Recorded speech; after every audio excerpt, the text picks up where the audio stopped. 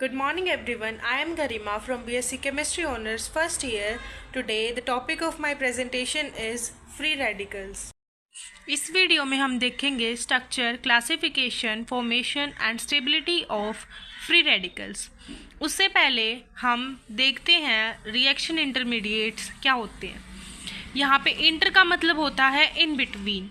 अब reaction intermediates क्या होते हैं? The short lived that is low half-life reactive species which are formed during the reaction by homolytic और heterolytic fission।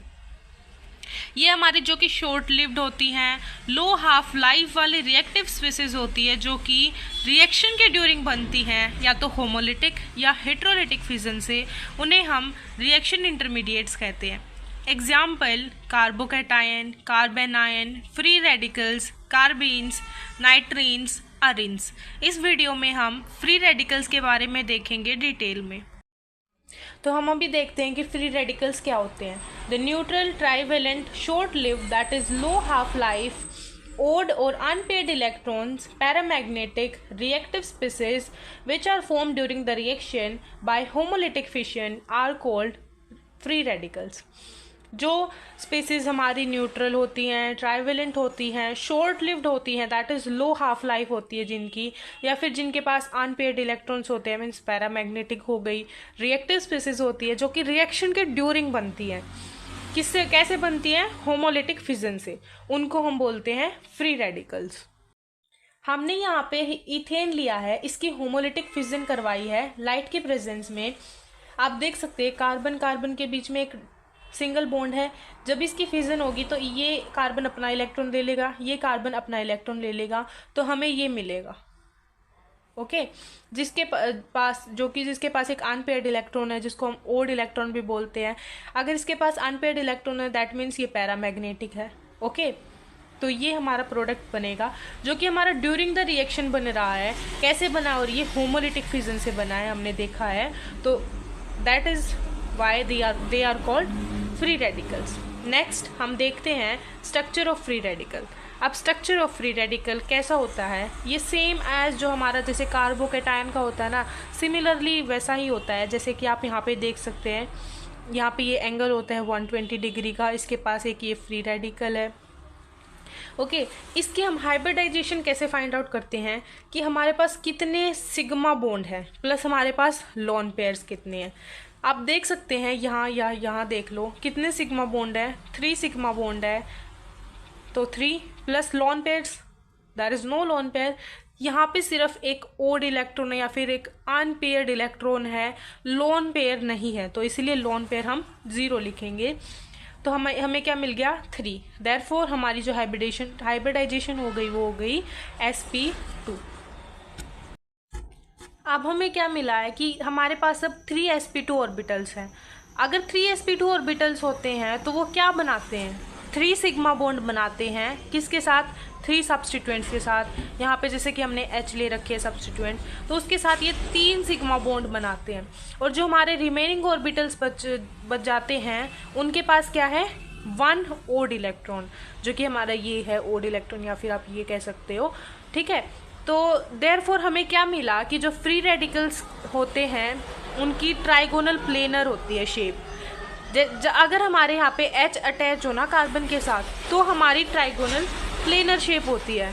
अगर हमारे मान लो कोई और स्पीसीज अटैच हो जाए, जैसे कि इलेक्ट्रोनेगेटिव फ्लोरीन अटैच होता है, तो उस केस में आप इसमें देख सकते हो स्ट्रक्चर में, अगर हमारे कार्बन के साथ 3 फ्लोरीन अटैच है जो कि बहुत ज़्यादा इलेक्ट्रोनेगेटिव होते हैं, तो उस केस में अगर हमारी ये रिएक्टिव स्पीसीज अटैच है हाइड्रोजन के अलावा, तो उस केस में हमारी शेप होगी pyramidal.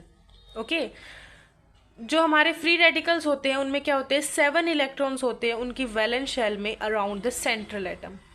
It contains 7 electron in their valence shell around the central atom. अब हम नेक्स्ट टॉपिक देखते हैं, classification of free radicals.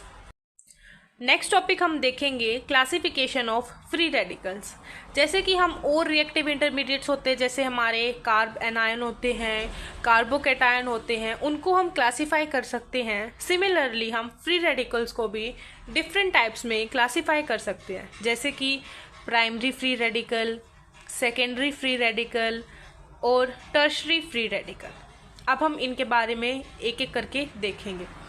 Primary free radical, the free radical in which the carbon atom containing odd electron is linked either with one or no carbon atom are called primary free radical। तो हमारे primary free radical क्या होते हैं, जैसे कि आप देख सकते हो ये कार्बन है, इसके साथ 3 हाइड्रोजन अटैच है, मतलब एक भी अनदर कार्बन अटैच नहीं है। इस केस में आप देख सकते हो ये कार्बन है, इसके साथ 2 हाइड्रोजन अटैच और एक आर ग्रुप अटैच है, मीन्स कार्बन वाला कंपाउंड एक अटैच है। तो एक कार्बन अगर अटैच हो या फिर एक भी ना अटैच हो, ठीक है, किसके ऊपर, जिस कार्बन के ऊपर ओड इलेक्ट्रॉन है, तो उसको हम क्या बोलते हैं, primary free radical. Similarly secondary free radicals में क्या होता है, the free radical in which the carbon atom containing odd electron is linked either with 2 carbon atoms, that is our secondary free radical. यहाँ पे दिखा रखा है इसका एग्जाम्पल, जैसे कि कार्बन के साथ 2 आर अटैच हैं, दैट मीन्स ये हमारा क्या है, सेकेंडरी फ्री रेडिकल है। सिमिलरली सेम डेफिनेशन हमारी टर्शरी की होगी, बस ये डिफरेंस होगा कि उसमें हमारे 3 कार्बन एटम अटैच होते हैं। Therefore the definition of tertiary free radical is the free radical in which the carbon atom containing odd electron is linked with 3 carbon atoms is our tertiary free radical। यहाँ पे आप देख सकते हो carbon के साथ 3 R ग्रुप अटैच है, that means ये हमारा क्या है, टर्शरी फ्री रेडिकल है। किस कार्बन के साथ अटैच है, जिस कार्बन के ऊपर हमारा ओड इलेक्ट्रॉन है, जिस कार्बन के ऊपर ओड इलेक्ट्रॉन है उसके ऊपर 3 अटैच है, तभी वो हमारा टर्शरी फ्री रेडिकल होगा। ओके, अब हम नेक्स्ट टॉपिक देखते हैं, stability among primary, secondary and tertiary free radicals. अब हम ये टॉपिक देख रहे हैं जिसमें हम स्टेबिलिटी देखेंगे प्राइमरी, सेकेंडरी और टर्शरी फ्री रेडिकल्स के बीच में। The stability among primary, secondary and tertiary free radicals can be explained by inductive effect। हम जो स्टेबिलिटी है वो इंडक्टिव इफेक्ट के बेस पे एक्सप्लेन कर सकते हैं। हमने यहाँ पे एग्जाम्पल ले रखा है, अब हम यहाँ पे एक्सप्लेनेशन देखेंगे stability order among primary, secondary and tertiary free radicals. ये हमारा प्राइमरी फ्री रेडिकल है, ये सेकेंडरी फ्री रेडिकल है, this is tertiary free radical. Primary free radical में आप देख सकते हो एक मिथाइल ग्रुप अटैच है, मिथाइल ग्रुप अटैच है जिसमें हमारे 3 हाइड्रोजन होते हैं, 3 सिग्मा हाइड्रोजन्स है। ऑल्सो मिथाइल ग्रुप जो होता है वो हमारा प्लस आई इफेक्ट ग्रुप होता है। देयरफॉर अगर ये प्लस आई इफेक्ट ग्रुप है तो ये ओड इलेक्ट्रॉन्स को डिस्पर्स करेगा किसकी तरफ, कार्बन हैविंग ओड इलेक्ट्रॉन, उसकी तरफ ये हमारे ओड इलेक्ट्रॉन को डिस्पर्स करेगा। यहाँ पे एक मिथाइल ग्रुप कर रहा है। सेकेंडरी के केस में अगर हम देखें तो आप देख सकते हो 3 हाइड्रोजन इसके, 3 हाइड्रोजन इसके, तो यहाँ पे हमारे 6 सिग्मा हाइड्रोजन हो जाएंगे, इसमें 3 सिग्मा हाइड्रोजन्स थे। 2 मिथाइल ग्रुप हैं, दोनों प्लस आई इफेक्ट ग्रुप हैं, तो ये दोनों के दोनों हमारे ओड इलेक्ट्रॉन का डिस्पर्सल करेंगे इस कार्बन की तरफ। ओके, तो यहाँ पे 2 हो गए। इस केस में अगर हम देखें तो यहाँ पे हमारे 3 मिथाइल ग्रुप हैं, तीनों के तीनों प्लस आई इफेक्ट ग्रुप है। देयरफॉर तीनों के तीनों हमारा पॉजिटिव चार्ज का डिस्पर्सल करेंगे, सॉरी ओड इलेक्ट्रॉन का डिस्पर्सल करेंगे किसकी तरफ, कार्बन की तरफ, जिसके पास हमारा ओड इलेक्ट्रॉन है। अब हम यहाँ पे सिग्मा हाइड्रोजन देखते हैं कितने, 3 इसके, 3 इसके और 3 इसके, तो यहाँ पे हमारे 9 सिग्मा हाइड्रोजन। देयरफॉर यहाँ पे हमारे 3 मिथाइल ग्रुप हैं, यहाँ पे 1 था, यहाँ पे 2 थे। अब हमें पता है more the dispersal of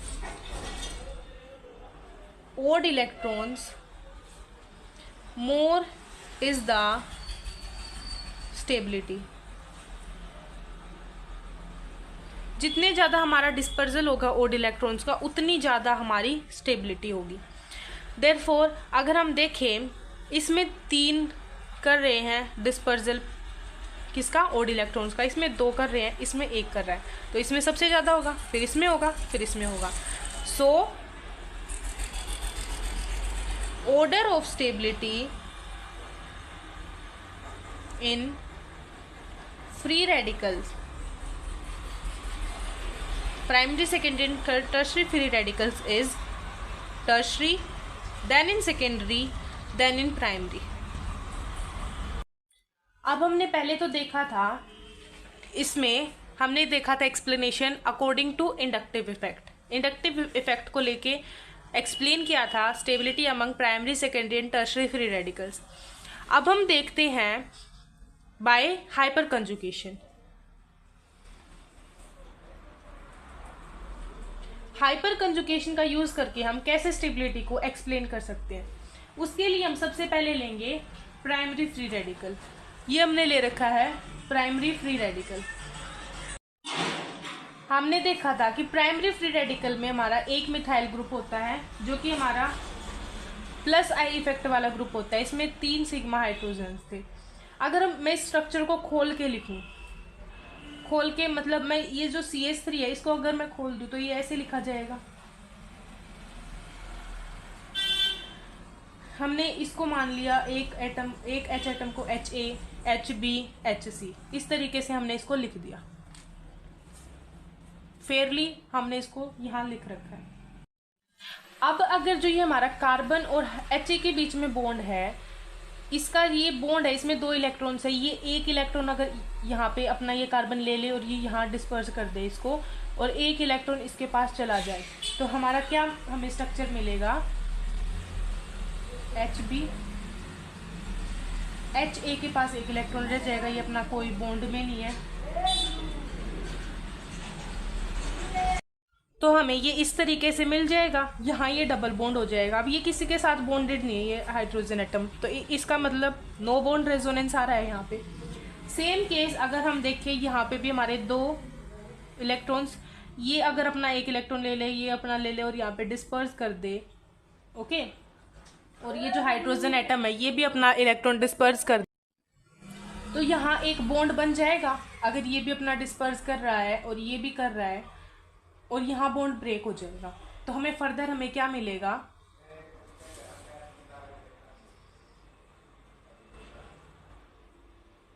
sorry ये बॉन्ड तो हमारा ब्रेक ही हो जाएगा. कार्बन HB, यहाँ पे हमें मिलेगा HA, ये बॉन्ड बन जाएगा. ये डबल बॉन्ड एग्जिस्ट करेगा ही, ऑलरेडी था हमारे पास ये. तो अब यहाँ पे ये हमारा रह गया फ्री, बॉन्डेड नहीं है, तो यहाँ पे ये हमारी हो जाएगी नो बॉन्ड रेजोनेंस.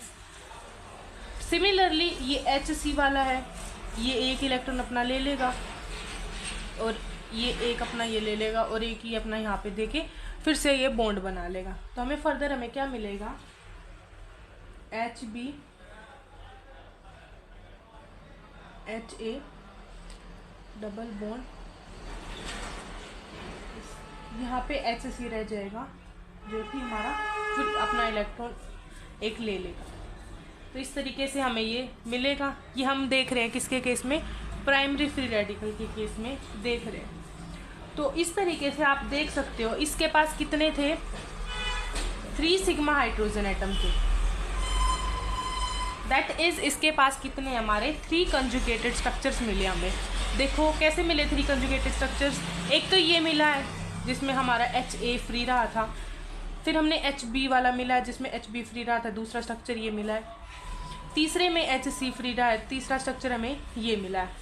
तो हमें पता ही था ऑलरेडी मिथेन के पास कितने थे, 3 H अल्फा हाइड्रोजन एटम थे.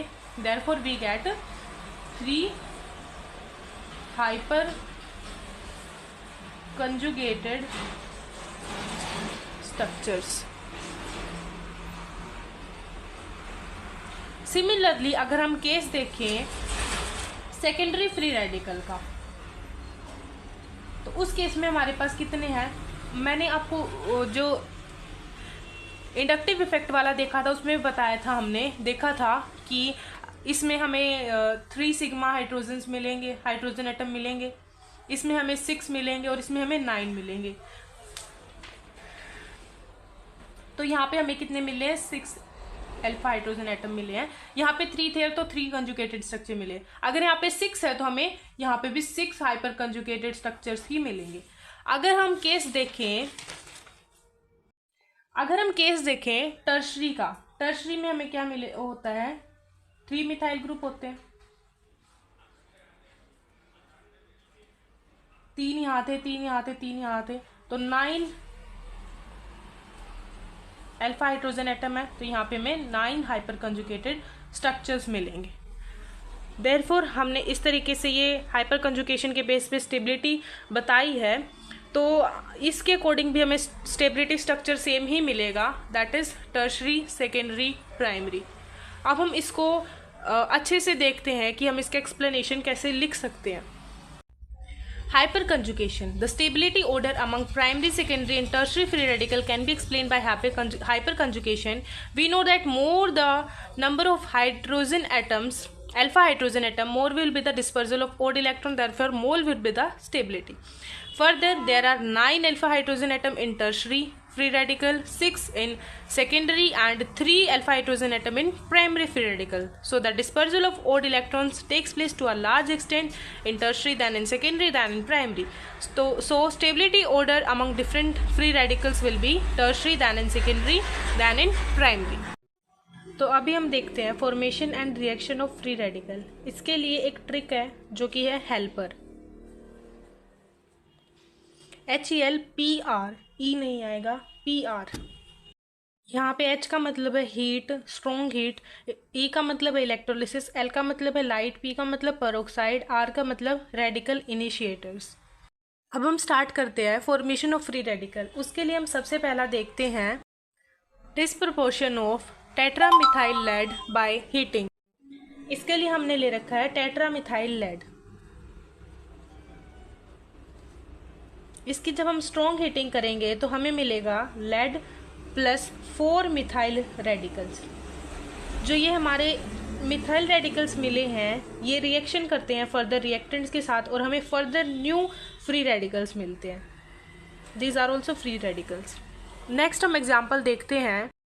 हमारा नेक्स्ट एग्जाम्पल है हीटिंग ऑफ कीटोन्स। उसके लिए हमने ले रखा है कीटोन। इसकी जब हम स्ट्रॉन्ग हीटिंग करेंगे अल्फा क्लीवेज होगी तो हमें मिलेगा अराइल फ्री रेडिकल, प्लस में हमें मिलेगा एल्काइल फ्री रेडिकल्स, और ये हमारा है कीटोन। जो ये हमारा ग्रुप होता है RC डबल बॉन्ड हो, इसको हम बोलते हैं कार्बोनिल ग्रुप। यहाँ पे हमारा क्या होगा, जो C और R के बीच का बॉन्ड है इसका होमोलिटिक फिजन होगा, तो ये अपना इलेक्ट्रॉन ले लेगा, ये अपना ले लेगा, तब हमें ये दो प्रोडक्ट्स मिलेंगे। थर्ड एग्जाम्पल है कोलबेज इलेक्ट्रोलिसिस। इसके लिए हमें क्या चाहिए है, sodium salt of carboxylic acid चाहिए है, उसके 2 मोल्स लेंगे हम।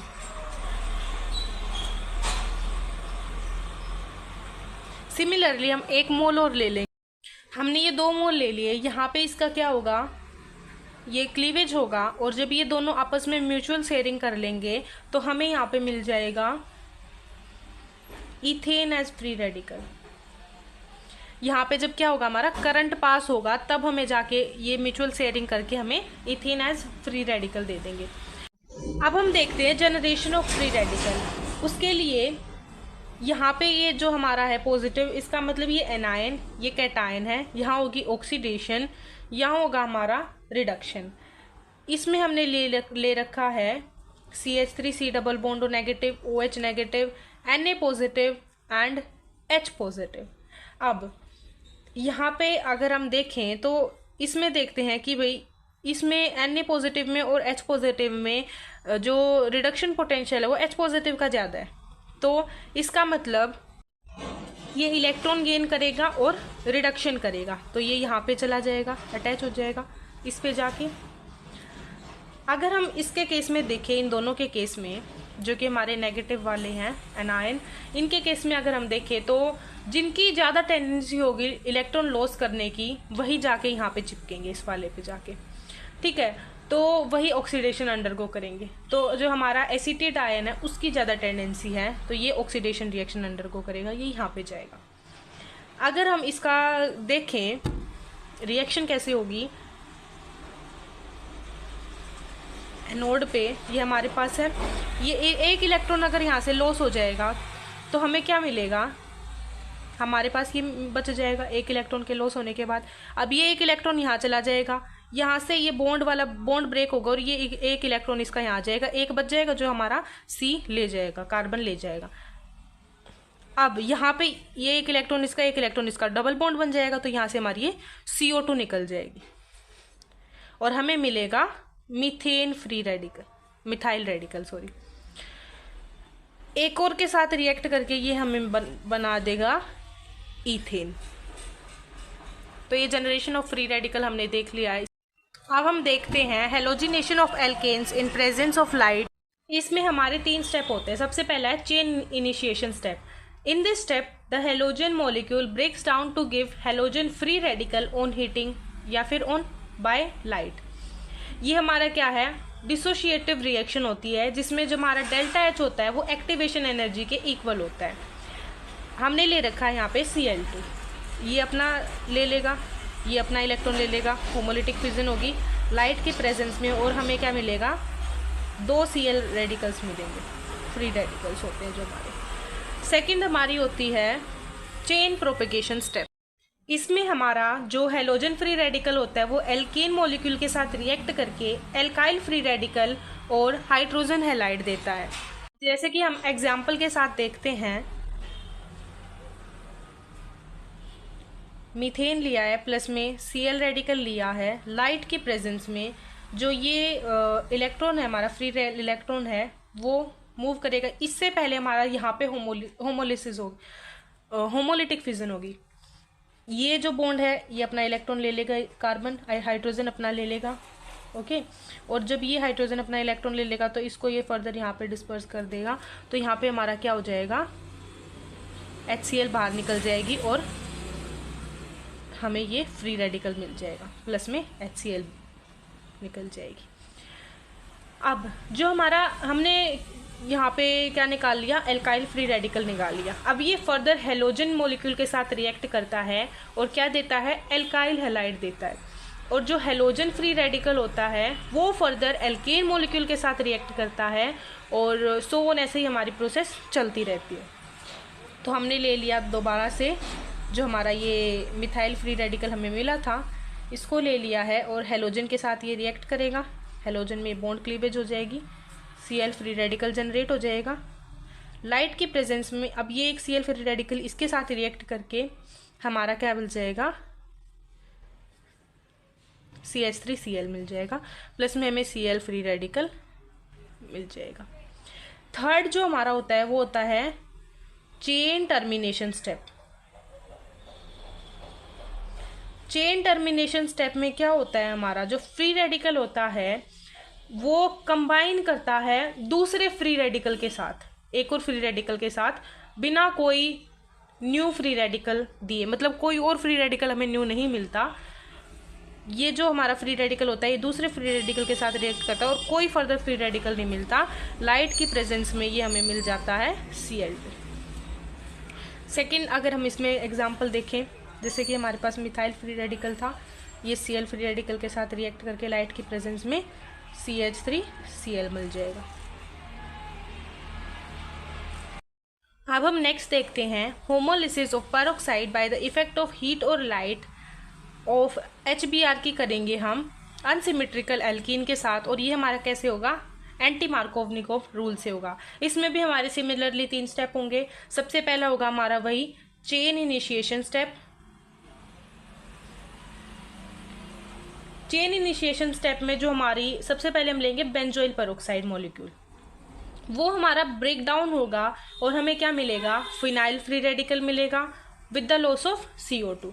अब जो फिनाइल फ्री रेडिकल है वो फर्दर HBr के साथ रिएक्ट करेगा और हमें Br फ्री रेडिकल देगा, या तो हीट करने पे या फिर लाइट की प्रेजेंस में। हमने ले लिया है बेंजोइल पेरोक्साइड, ये हमने ले लिया है बेंजोइल पेरोक्साइड। यहाँ पे जो ये बीच में O है ना, ये होता है हमारा पेरोक्साइड, इसके बीच में अब ये बॉन्ड है, इसका क्लीवेज होगा, होमोलिटिक फिजन होगी। ये दोनों अपने एक एक इलेक्ट्रॉन ले लेंगे तो हमें क्या मिलेगा, 2 मोल मिलेंगे C6H5 C double bond O, और ये हमारा ऑक्सीजन फ्री रेडिकल मिलेगा। अब हमारा क्या होगा, ये ऑक्सीजन जो फ्री रेडिकल है ना, ये अपना इलेक्ट्रॉन यहाँ दे देगा, इनके बीच इसके बीच में फिजन होगा, एक इलेक्ट्रॉन इसके पास चला जाएगा और एक इलेक्ट्रॉन यहाँ चला जाएगा, जो कि डबल बॉन्ड बना लेगा हमारा फर्दर। यहाँ डबल बॉन्ड बन गया तो हमारा ये CO2 निकल जाएगा और यहाँ पे हमें क्या मिलेगा, लाइट की प्रेजेंस में 2 C6H5 फिनाइल फ्री रेडिकल मिलेंगे और प्लस में CO2 निकल जाएगी। अब जो हमारा ये फिनाइल फ्री रेडिकल है ये फर्दर किसके साथ रिएक्ट करेगा, HBr के साथ रिएक्ट करके लाइट की प्रेजेंस में ये हमें क्या देगा फर्दर, C6H5H प्लस Br। ये HBr था, इसके बीच में होमोलिसिस होगी, ये H रेडिकल और Br रेडिकल निकल जाएगा। अब ये H रेडिकल इसके साथ कंबाइन करके हमें ये मिल जाएगा और प्लस में Br रेडिकल बच जाएगा। सेकंड हम देखते हैं चेन रिएक्शन स्टेप। इस स्टेप में क्या होता है, जो हमारा Br फ्री रेडिकल होता है वो एल्कीन के साथ रिएक्ट करता है और हमें क्या देता है, स्टेबल फ्री रेडिकल देता है, जो फर्दर HBr के साथ रिएक्ट करके क्या देता है, फाइनल प्रोडक्ट देता है Br फ्री रेडिकल के साथ, या तो हीट करने पे या फिर लाइट करने पे, और सो ऑन ये प्रोसेस हमारी चलती जाती है। अभी हम इसको देखते हैं एक एग्जाम्पल के थ्रू। जैसे कि हमने ले रखा है, ये ले लिया है हमने एक अनसिमेट्रिकल एल्कीन, प्लस में Br फ्री रेडिकल ले लिया है। ये डबल बॉन्ड ब्रेक होगा यहाँ पे हमारा, जब ये हमारा डबल बॉन्ड ब्रेक होगा होमोलिटिक फिजन होगी, एक इलेक्ट्रॉन इसके पास एक इलेक्ट्रॉन इसके पास चला जाएगा। प्लस में जो ये Br रेडिकल है, अब इसके पास एक इलेक्ट्रॉन रह गया, ये Br रेडिकल है, ये इसके साथ कंबाइन करके ये यहाँ चला जाएगा और लाइट की प्रेजेंस में हमें क्या मिल जाएगा, ये मिलेगा। ओके, यहाँ पे एक इलेक्ट्रॉन रह गया था, ये यहाँ पे ये हमारा क्या है, 2 कार्बन इस वाले के साथ 2 कार्बन अटैच है, तो ये और ये फ्री रेडिकल है, तो सेकेंडरी फ्री रेडिकल मिल गया हमें यहाँ पे। अब ये सेकेंडरी फ्री रेडिकल जब फर्दर हमारा किसके साथ रिएक्ट करेगा, HBr के साथ रिएक्ट करेगा, सिमिलरली होमोलिटिक फिजन होगा। लाइट की प्रेजेंस में हमें यहाँ पे ये H फ्री रेडिकल यहाँ अटैच हो जाएगा और हमें मिलेगा CH2 Br प्लस में Br फ्री रेडिकल बचेगा और सो ऑन ये प्रोसेस हमारी चलती रहेगी। ठीक है, अब आप देख रहे हो यहाँ पे इस वाले कार्बन पे हमारे हाइड्रोजन एटम ज़्यादा है और Br ने भी यहीं पे आके अटैक किया है, तो इसका मतलब हम देख रहे हैं कि यहाँ पे क्या हो रहा है, हमारा एंटी मार्कोवनिकोव रूल फॉलो हो रहा है। अगर यहाँ पे अटैच होता तो मार्कोवनिकोव के अकॉर्डिंग एडिशन होता, लेकिन अब एंटी के अकॉर्डिंग हो रहा है। अब हम नेक्स्ट टॉपिक देखेंगे, नेक्स्ट रिएक्शन ही देखेंगे, means allylic bromination of alkenes. First step है इसमें, सिमिलरली स्टेप होंगे इसमें भी। फर्स्ट है इसमें chain initiation step. Chain initiation step में क्या होता है, जो हमारा NBS है वो किसके साथ रिएक्ट करेगा, HBr के साथ रिएक्ट करेगा और हमें Br फ्री रेडिकल मिलेगा। किसके साथ रिएक्शन होगी, लाइट के साथ। सिमिलरली दूसरा एग्जांपल अगर हम इसमें देख सकते हैं, Br2 है जो हमारा, वो Br फ्री रेडिकल देगा UV लाइट की प्रेजेंस में। यहाँ पे जो अभी मैंने बोला था कि NBS, ये लिख रखा है यहाँ पे NBS क्या होता है, NBS होता है हमारा N-ब्रोमोसुसिनामाइड, दैट इज N-ब्रोमोसुसिनामाइड, ये होता है। इसका स्ट्रक्चर कैसे होता है, इस टाइप से,